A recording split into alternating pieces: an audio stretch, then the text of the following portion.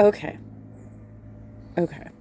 This has been a point of contention with between me and my mother for decades about maintaining relationships with people that um, have gotten either divorced or separated from couple situations or whatever it is, right?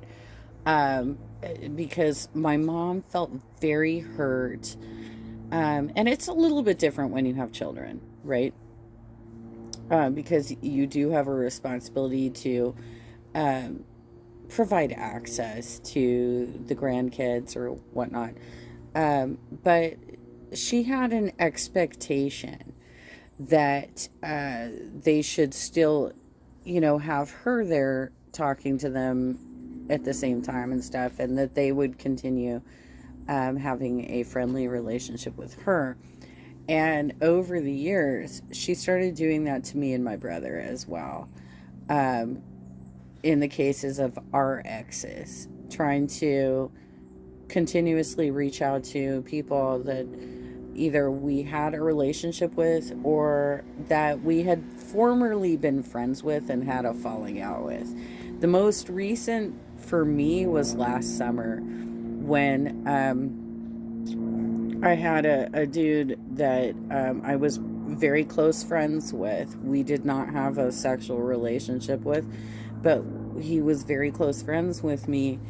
And he started becoming very threatening, started disparaging me to a lot of my canvassers, and then threatened to sue me for disparaging him, and which obviously cannot happen because he disparaged me so severely. He even called my mom and tried to manipulate her. So I had to call her and say, Mom, you can't keep doing this. Like, I get why this is a personal thing for you, why it matters to you, but um, it's not the same. These situations are not the same, right? Um, I didn't have kids with this dude. I literally didn't even have a sexual relationship with this dude. We were just friends. And he is absolutely losing his goddamn mind. Right? So, anyway, here is a perfect example of why, as a family, you need to unite behind your relative when they have a falling out with somebody. Former daughter-in-law hosts her former in-laws for a lunch that will end up leaving three of them dead and one in critical condition, fighting for his life. And it has all of Australia giving some major side-eye as to her story about the murderous mushrooms and where they came from. She probably grew them in her own garden. You can't just like grow mushrooms, because a lot of them are poisonous. A lot of mushrooms are very poisonous, so you can't just like pull mushrooms out of your front yard and fry them up. Can't do that.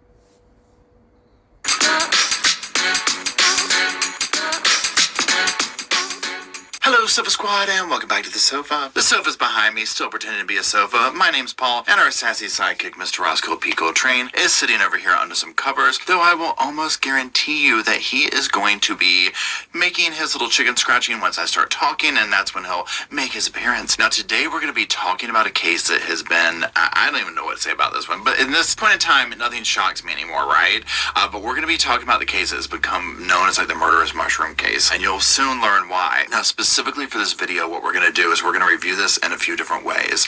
Number one, we're going to do our little, overview of it, which will be a little bit more in-depth than usual because there's just not a ton out about it yet. So we're going to go over like how we arrived at this video.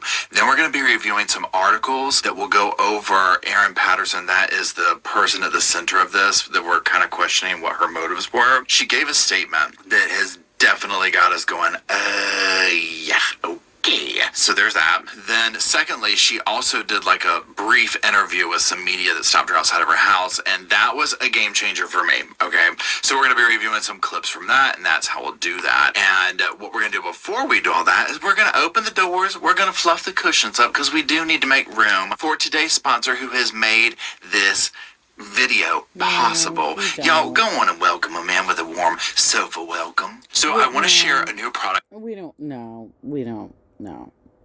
We don't. Out last minute. So keep that in mind. But here's the only thing. Okay, so hours after this meal. So one of the dudes, hold up. I went a little too far forward. But I mean, come on with the commercials. Fuck's sake. Erin was separated from her husband, Simon Patterson, but she did remain close with her former in-laws. She says that, they kept up their relationship. They were very close before the separation. Now, this is how this went down. Patterson invited her former parents-in-law, that's Gail and Don Patterson, along with Gail's sister, Health Wilkinson, and her husband, Ian. Now, this was for a luncheon on the July 29th at Erin's home. Now, here's another part to it. Her former husband, her estranged husband, Simon, he was supposed to be joining, but he backed out last minute. So keep that in mind. But here's the only thing. Hours after this meal, the guest fell ill. And when I say ill, I'm talking deathly ill. Now, days later, 3 of them have passed. One of them, Ian, is fighting for his life. At the time of this video, he's still alive, but critical condition. So depending on when you see this, he might have already passed. Obviously, we're hoping not, but that's just the state of things right now at this recording. And it does look like he's... Yeah, but also it's like really weird. Like you've broken up with him, right? Like you're done, you're divorced, you're out. Why are you trying to still have relations with his family and keep inviting him over? Are you hoping to rekindle? Because that's not the way you rekindle. That would be a one-on-one situation. This is, I find this sort of behavior bizarre. Waiting a liver transplant. I mean, this is that serious. We're going to talk about these mushrooms because you see how, these people literally, this almost instantaneously killed them, right? This is major. Destroys the liver very quickly. These are incredibly dangerous, deadly mushrooms. And speaking of the mushrooms, let's go ahead and just talk about those for a minute. Now, the name of these mushrooms is Death Cap. Lovely name. I know. Okay, so we're going to refer to this article here on death caps, and when you see here on the screen, it says characteristics. The death cap mushroom, Amanita mushroom, it may be found in city environments associated with many species of imported trees. This is not a mushroom found naturally present in BC forest, although a single sighting of death cap with Gary Oak has been reported. While the known range of death cap mushrooms in BC includes Vancouver Island and the Lower Mainland, we do not know for certain if other areas in BC are affected. The mushroom was imported on the roots of trees planted in boulevards in Victoria and Vancouver. We do not know if it is also in other areas of the province. It looks like the Asian straw mushroom, and I can't say that word, and other common Asian varieties of edible Amanita species such as those, and it goes on here and continues on. Okay, so my main... This is not like magic mushrooms, you guys. This isn't like, which I've never had. I've never tried. I don't know. Don't know. But this is not the kind of stuff, like, these are most varieties of mushrooms. Well, all varieties of mushrooms are, it's basically like a fungi that, when you're looking at like the ecosystem, something dies, it degrades. Next thing is that it gets eaten by animals or whatever. Then they have scat or manure, right? And then mushrooms start to grow. That's the first stage of the ecosystem is mushrooms. And the majority of mushrooms that you just find like growing, like, say you've like sodded your lawn and you get some mushrooms, you can't eat that bullshit. You like quite literally, you cannot eat that bullshit. The thing with this is, when we get into her excuse of where she got these mushrooms from, you're gonna be like, girl, yeah, no, this does not make sense, right? Now, let's go look at what the article says to do about these mushrooms. This has me scared to take a walk in the woods, to be quite honest, okay? Now, I know that this isn't right around where I live, obviously, or anything, but it's that serious. I mean, this is what's so shocking to me about this case. So let's look at what to do if you even see these. So it says, if you've eaten a death cat mushroom, if you suspect you've eaten a death cat mushroom, you should immediately go to emergency room. Early treatment is important. To speed up treatment and improve the outcome, bring specimens of the mushroom with you to the hospital and information about the specific location where they were found. Call the drug and poison line. And then listen to this. It says the symptoms of death cat mushroom poisoning include low blood pressure, nausea, and vomiting, which begins 8 to 12 hours after ingestion. After up to 24 hours have passed, the symptoms seem to disappear and you might feel fine for up to 72 hours. Symptoms of liver and kidney damage start 3 to 6 days after the mushrooms were eaten. Okay, so this is what I'm talking about. So Ian, who's fighting for his life right now, waiting a liver transplant, I mean, y'all, this is that serious. You have to also wonder, because at this stage in the game, I don't know how much they ate, but I mean, in my mind, when we're sitting here talking about this, it's like, imagine you're doing some kind of dish with mushrooms on it, right? Because she claims that they were mixed in with something. We'll get to that in a little bit. So I'm thinking they probably ate a lot of them, right? This almost sounds like what we just read. Like if you accidentally ingest a little bit or whatever, but to eat an entire serving of these, and also these people were in there. Well, they were probably sauteed with like garlic and olive oil and salt. I mean, they were probably quite tasty at the time. I can't even. What were these people even thinking going over to her house? You know, another story, I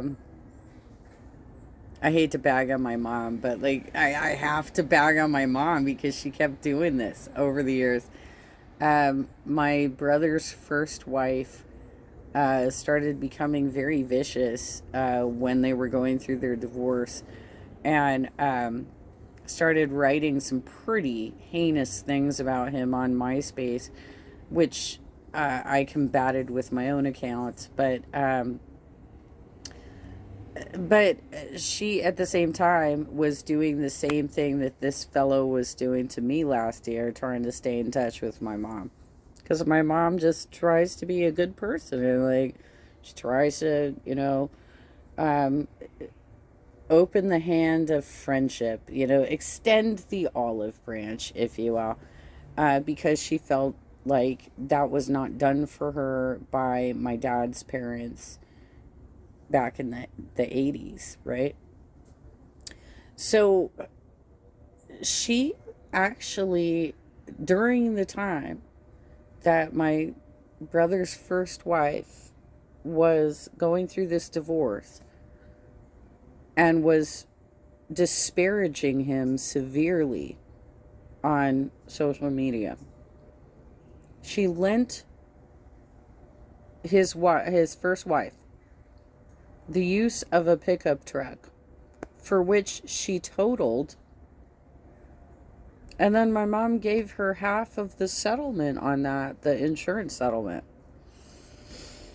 I get so frustrated, you guys. I get so frustrated with this kind of bullshit. It's like, are you for real? When we've realized that we've engaged with somebody that we no longer want to be with, that we've found some problems with, the rest of you need to, like our family, you need to stand by us, please. Please stand by us. Please stand by us. Older years, like 66, 70, like that age range, right? So, I mean, you know, this was not good. So you can see why within hours they are deathly ill, right?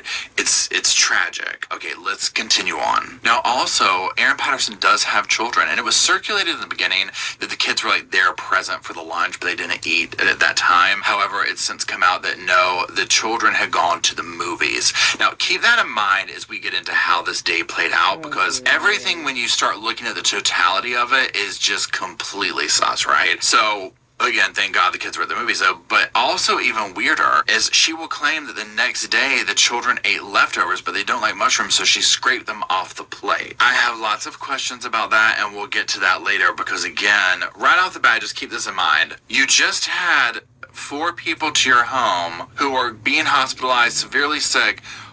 why would you feed your children the food the next day? You had to put two and two together, right? I mean, come on. Why would you do that? And then, they don't like mushrooms, so we got rid of them.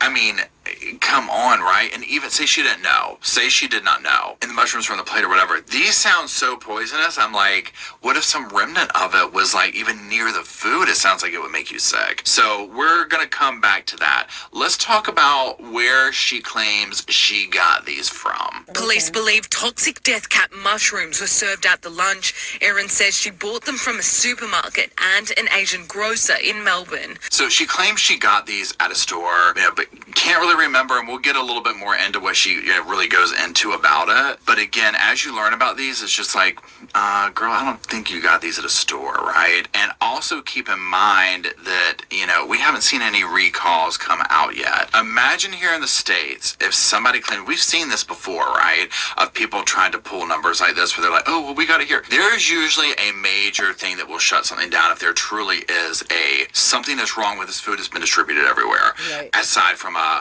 we might have had somebody locally do a poison at the grocery store, at home, stuff like that. So there's that. Now here's the thing also. An organization has spoken out otherwise, so let's just take a couple of quick looks at this article. So it says here, this is by The Guardian. It says the comments come as the Australian Mushroom Growers Association has come out in defense of the supply chain, saying there's no way poisonous mushrooms could be grown in commercial farms. This fungus, death caps, only grows in the wild, the association said in a statement. Commercial mushrooms are grown indoors in environmentally controlled rooms with strict hygiene protocols and food safety standards. The only mushrooms you can be sure are safe are fresh, Australian grown mushrooms bought from a trusted retailer.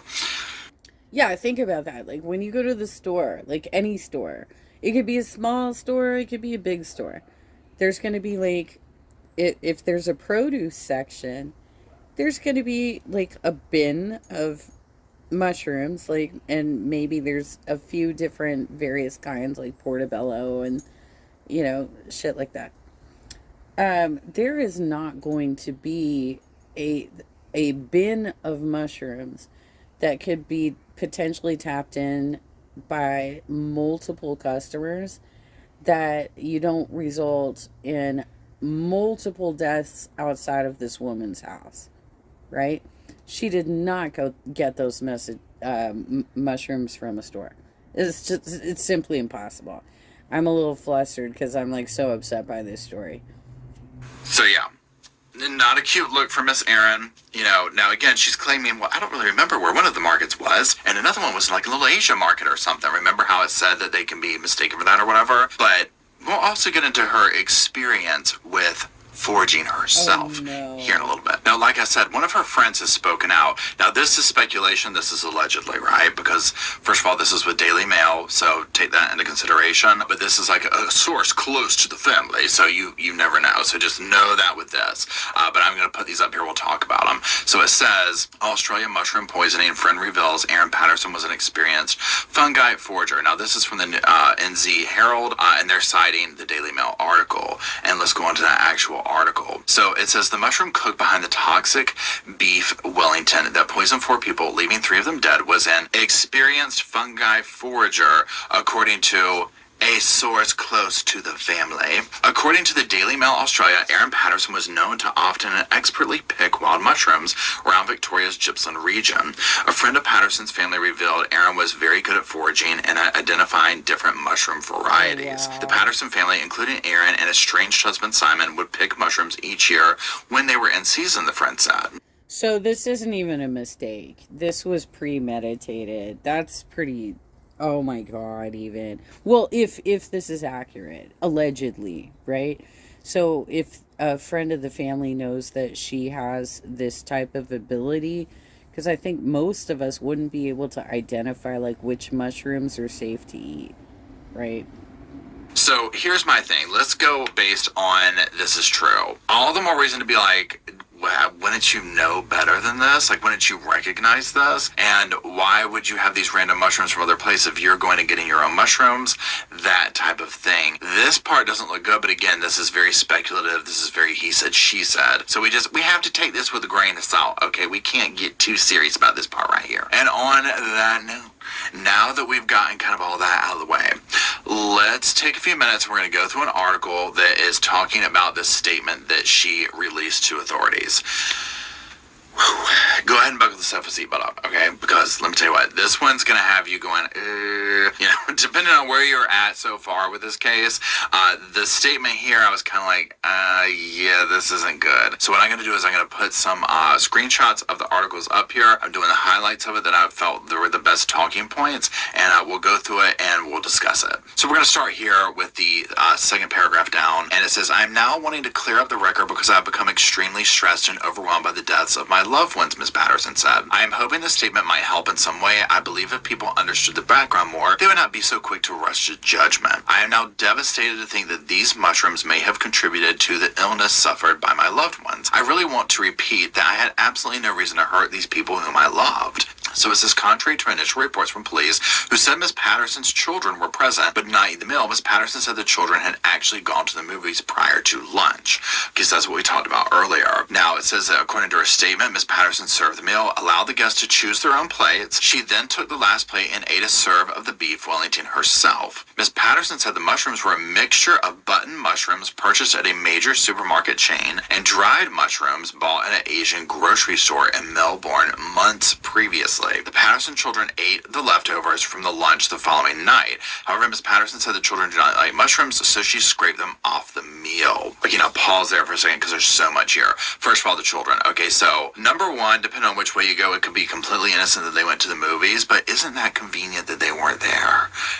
Also, this whole thing of they don't like, so they scrape them off the plate. Now, I would need to see be there to see what they're talking about, because I am envisioning, number one, some kind of mixture with the mushrooms would be on top of the beef or something, and that's where I was like, ugh. But maybe the mushrooms were like a side item, almost like, here's the beef, here's the rice, here's the mushrooms, that type thing. Regardless, I just still have questions. Yeah, you should have questions, because generally if you're going to serve a meal like that, you probably will. Well, beef Wellington, isn't that the one that's kind of like a breaded, let's see, hold up. Right, so the beef Wellington dish is, it does call for mushrooms, but I think it gets topped with it. This is like a breaded, let me see if the picture's available. She went to some pretty big extremes here for lunch.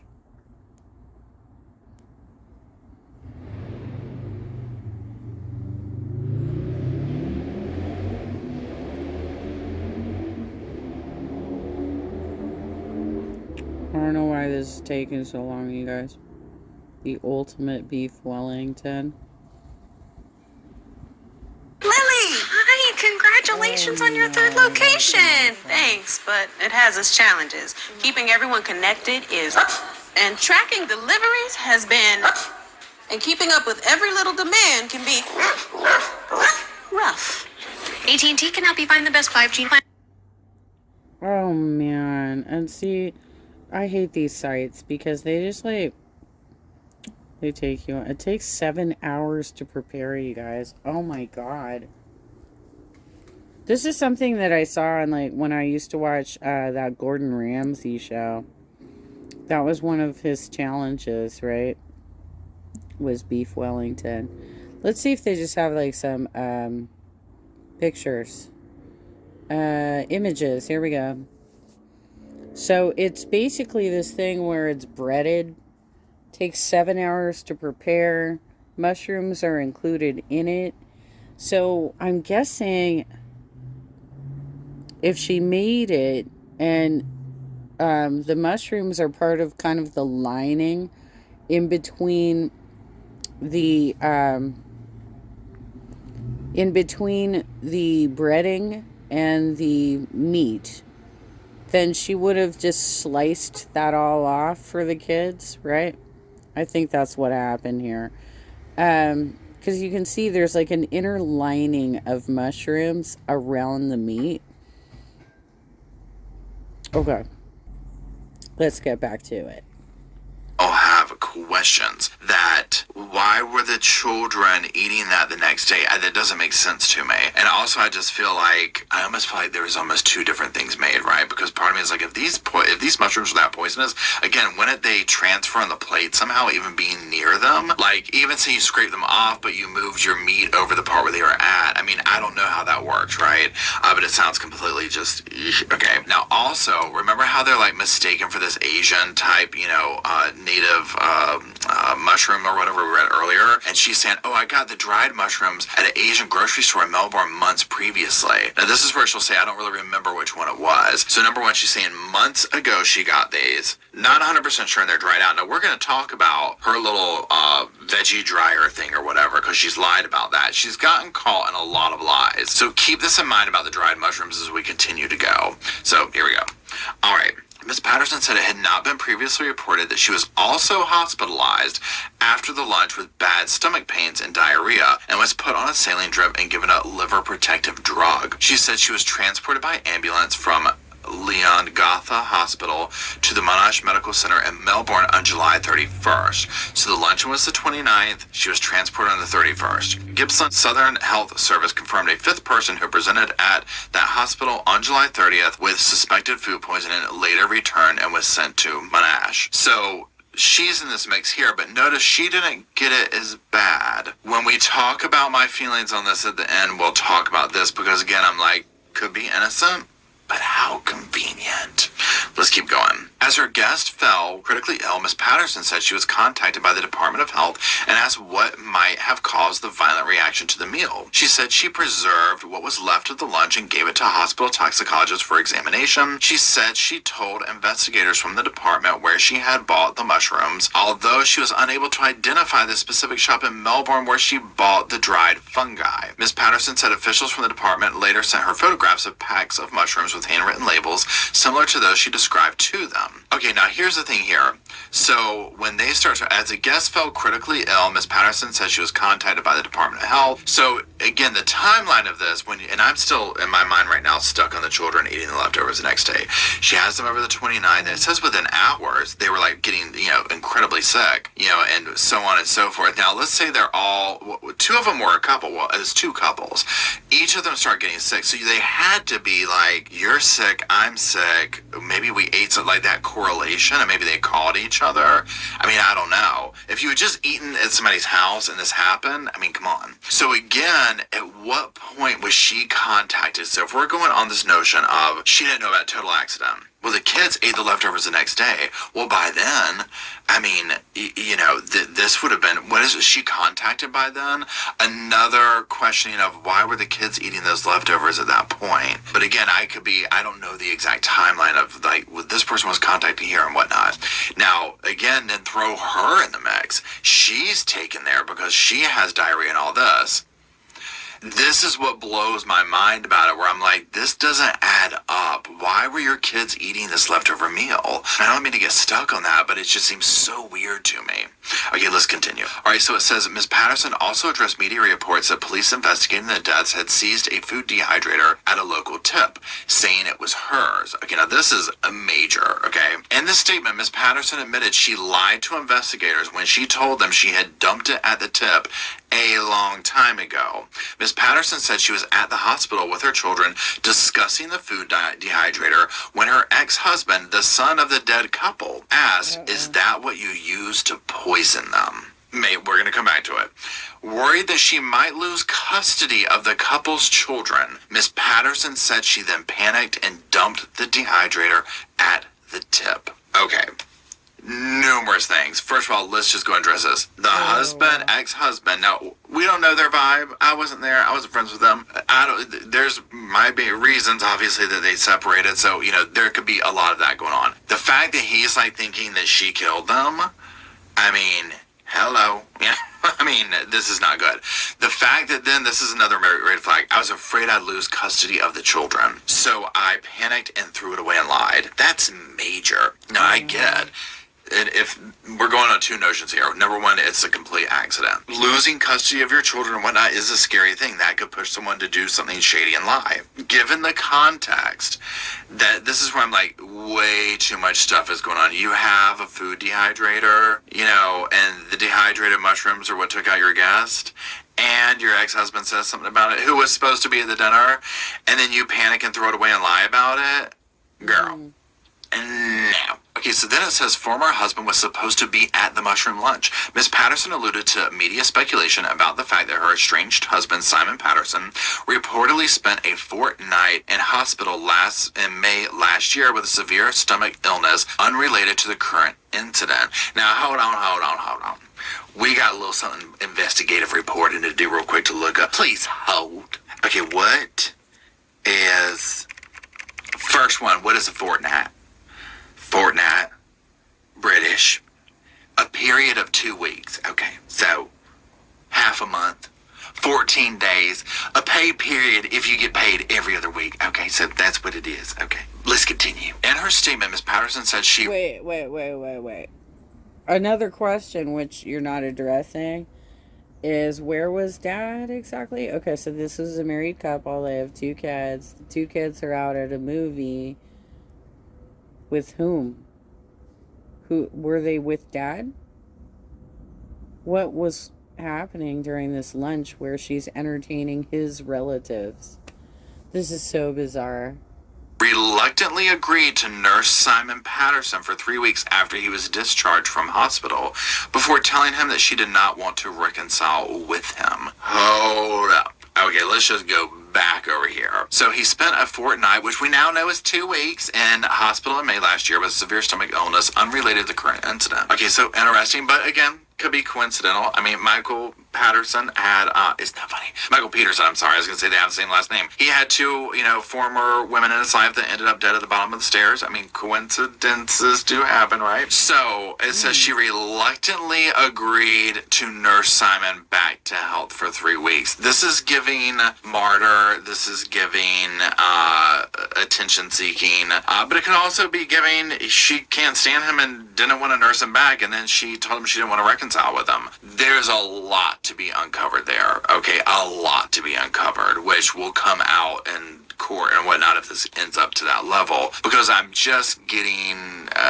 not a good vibe off this. Now, also, in a minute when we talk about my overall thoughts about the case, we're going to come back to this as well, because I do think that this could be a potential motive here with the whole nursing thing. It's giving misery, it's giving Annie Wilkes. Okay, let's continue. Now, it goes on to say Miss Patterson said her estranged husband intended joining the fatal lunch, but told her prior to the day that he would not be attending. She paid tribute to her parents-in-law, saying she'd been close to them for a long time and had maintained a positive relationship even after her marriage breakdown. I've been close with Simon's parents for a long period of time. Our relationship had continued in a fairly amicable way after I finished the relationship with their son Simon, she said. Fairly amicable. Okay, this is interesting. Our relationship was affected to some degree by seeing them less after my marriage breakdown with Simon. However, I never felt differently towards his parents. I had a deep love and respect for Simon's parents and had encouraged my children to spend time with their grandparents, as I believed they were exceptional role models. A representative for Simon Patterson declined to comment. Police are continuing their investigations into the death.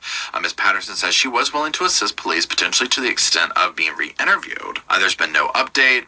The cops aren't commenting on it, that type thing. Okay, so there's all that. We're going to revisit some of that stuff there. But again, there's something up with that marriage. Now, again, the whole thing of her having former in-laws over and whatnot honestly did not completely shock me, because I was like, you know what? If she's known these people for 12 years, she has their grandchildren. I mean, this could not be a completely out there thing. And part of me was like, well, you never know. Maybe Simon was like the toxic one, right? And they were just like, yep, you know what? We're going to put that aside. We get it. Our son's whatever. Let's, do our thing here and go see her. But it could go either way. She could also have been planning to take out everybody, right? But I don't think she was really planning that. We'll talk about that in a second, but what I want to do now is move on to another thing, and we're going to actually look at some video clips of this. Now, again, y'all, this is Daily Mail kind of vibes here, just a little note off the side, but nothing, that we need to take it with a grain of salt, okay? Now, what we're going to be watching are some clips of a tradesman who had done some work in the house to paint, and what he painted over was very ominous, very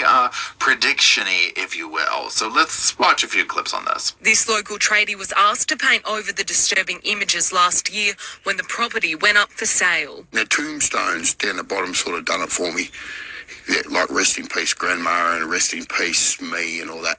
The painter says detectives have asked him for the images. So she had all this, kids writing on the wall, all this kind of stuff that had these kind of bizarre, ominous type things there. So it's like, okay, and then this happens later, right? And so, he'll go on in this interview to be like, well, who would let their kids write on the wall like that? I mean, everybody's different, right? The fact that it probably stayed up there for so long is a little bit weird. And then things like that as well, not knowing the story behind it and then seeing what took place, it's just like, yeah, not cute. Okay, now we're going to look at some clips for our little finale, if you will, of a impromptu interview she gave outside her home, it looks like, when she was, coming in from grocery or whatever. Now, obviously, you can imagine the media is living outside of her house right now, okay? This is major. So she's a little upset over that.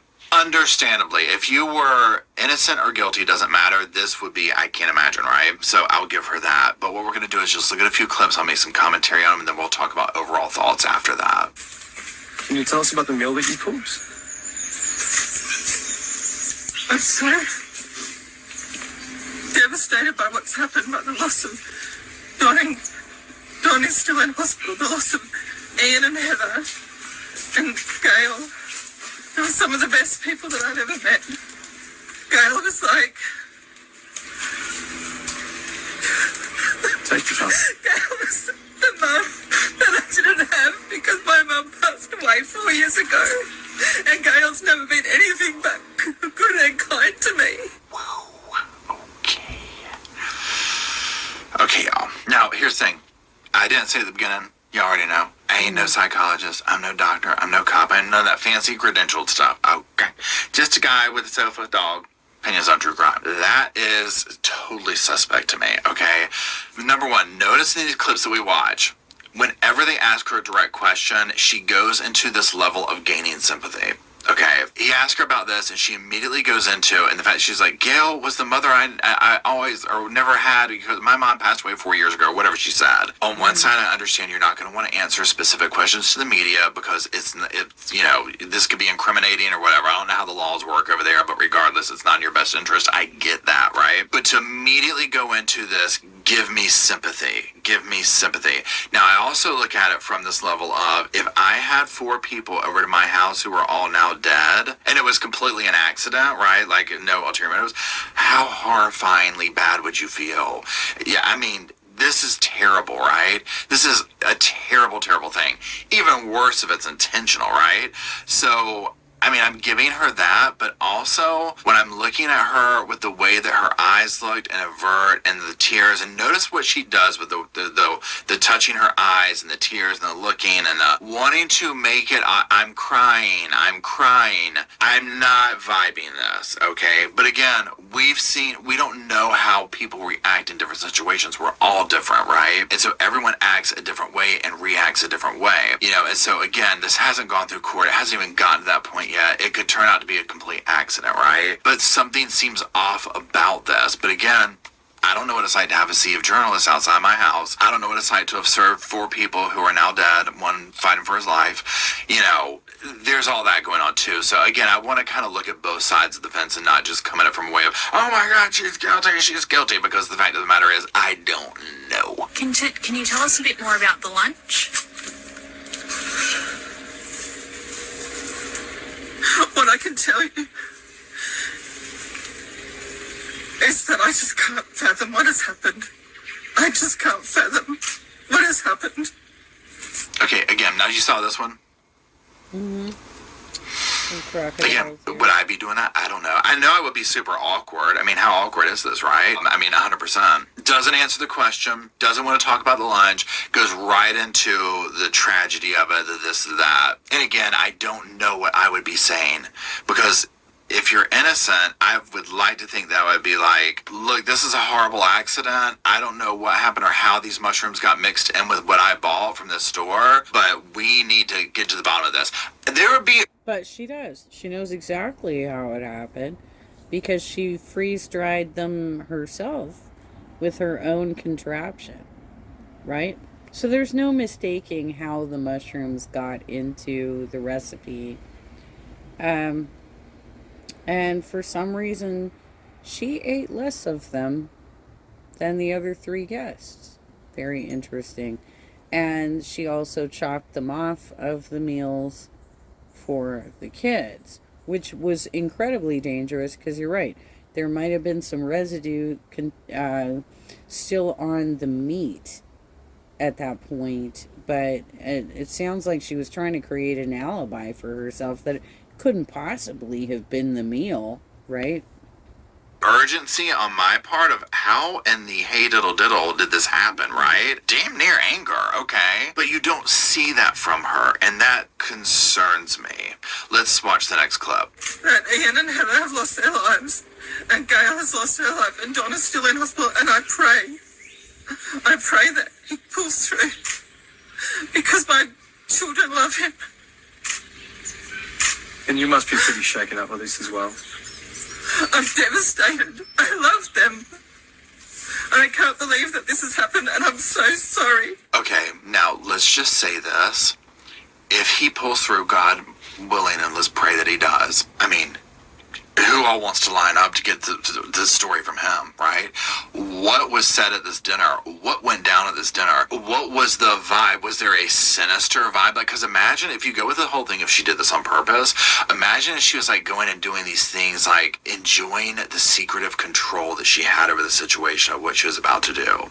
And so maybe she was bringing up things from the past or whatever, right? Or being completely normal and nonchalant. Say it was an accident and they were talking about the weather and what's going on at church and the grandkids and this and that type thing. It is going to be major to hear his side of the story of what took place, right? So hopefully we will survive, not just for that, but clearly, you know, to save his life. Again, the way she's talking, blinking, I'm not there, so to me it doesn't look like she's actually crying. Like, but I can't tell really. But again, it just doesn't look like she's actually crying.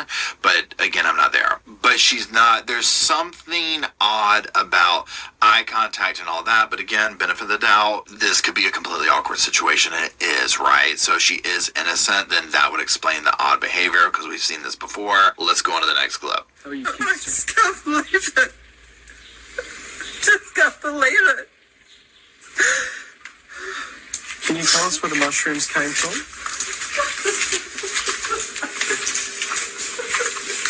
So again, asking her questions, she, you know, let's look at the water on my fingers and let's continue on. Can't believe it, which is normal. I mean, I'd be completely crying over that, right? But again, just that weird body language, deflect any questions about that specific things. Let's go on to this next clip. Police say you're a suspect. Do you have anything to say about that? Yes, I say I didn't do anything. I love them. And I'm devastated that they're gone. And I hope with every fibre of my being that Don pulls through. So again, very adamant. I didn't do anything wrong. You know, I'm not a suspect, all this kind of stuff, which this is more in line with what I would expect to see. And again, I expect to see the devastation, the sadness, the talking about them, but I would expect to see more of this, like more of, we need to be recall, like we need to get to these grocery stores, we need to get here, like, you know, recall this should never have happened, people need to be held accountable. You're just not seeing that from her, and it's... How are you going to do a recall when she said that she bought the mushrooms months ago? That's what she's saying, right? She bought them months ago, and she went through a freeze-drying process. Which, by the way, I got added to a ton of canning groups by Paula Jean Swearingen of West Virginia. And I don't know how to can, and I'm never going to try it. I'll be real. I'm not going to try this. Because apparently you can kill people if you do it wrong. So perhaps what she bought was actually edible and she did not store it properly. That's entirely possible too. But I guess we'll find out through the trial, right? Very just odd to me. Let's watch the last clip. That's Where what I did the have to mushrooms say. come from? Were they picked by you, or where did they come from, Mary? Can you tell us? She got real quiet over that. They went in for the kill. Where did they come from? Were they picked by you? Tell us, Aaron, where did they come from? She ain't gonna answer that, right? Okay. Let's start talking about some overall stuff. Now, again, I'm going to say it 100 times. She is not proven guilty of this yet. We do not know. This could come up with proof that it was a true accident, a tragic, horrifying accident. We could also come up with proof that she did this intentionally. Here are my red flags with this. I've already said it 100 times about the kids eating the leftovers the next day. Okay, there's that. Having everyone over, ex-husband included, for this meal is just a little bit odd, but nonetheless, okay, cool. The ex-husband who had already had some kind of stomach thing unrelated to this incident in the past. Where else? I mean, where else can I go? Her behavior in this little interview, lying about the food dehydrator. While there's an answer that you can look at on both sides for everything, it's also like, Now, also, allegedly, if it's true, this friend saying her and Simon were really good foragers. They were always picking mushrooms and doing this. This was like a normal thing. Then when does she know better? When does she look at this thing and be like, or maybe dried out death caps look like any other mushroom, and wherever she got them from, mixed them in. I mean, you know what I'm saying? So this is what I tend to believe is going on here with my unprofessional sofa opinion, okay? Just that, not fact. This is just an opinion. I think what's going on is we might have a little situation where she did not intend to kill these people at all. Maybe just a little bit sick. A little bit, let me come to the rescue. A little bit, let me nurse you back. The Annie Wilkes thing, the Gypsy Rose mom thing, that kind of a vibe. Maybe things got a little out of hand. Maybe somebody ate a little much. Maybe they were potent and this took place.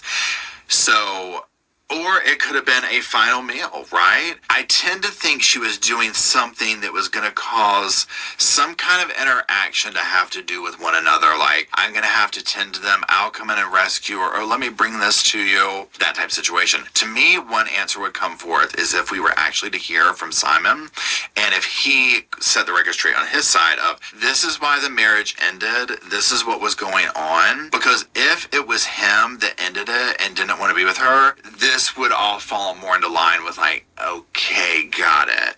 Now, if it was that he was like, say some, I mean, I don't even know, like, I don't know much about him, but if he is some, crazy ex-husband that she couldn't stand anymore and so on and so forth, there you go. The fact that she nursed him back to health one time and then was like, I don't want to reconcile things with you is odd. It was almost like you could see this playing out again of, well, I'm going to serve this to everybody. And maybe she was just planning on serving it to Simon. But then you would think that she would have taken the mushrooms away, right? If it was like, oh, he's not going to be here, let me take this away. Like, she knew he liked mushrooms, which clearly she did. She was married to him and they foraged them, right? So that's like a no-brainer. I just feel, that's my opinion of it, though. I think something like that is what's going on. Because, again, I'll say this. There's not been, at the time of this recording, there's no major food recall. We're not hearing any major thing of, oh my God, shut down this, shut down that. I bought these at an Asian market. Can't really remember specifically which one, months ago. I mean, come on. Forage mushrooms herself. Why didn't you already have some?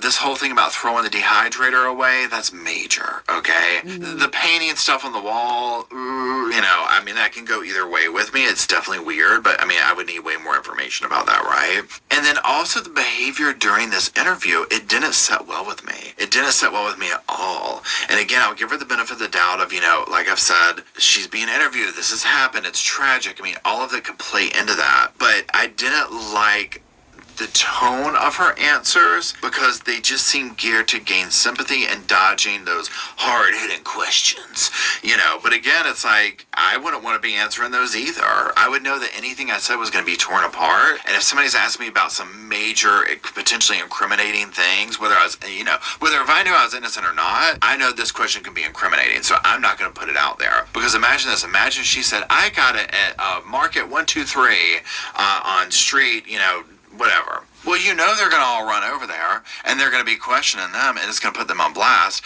If that's where you got them, I would want to do that, though.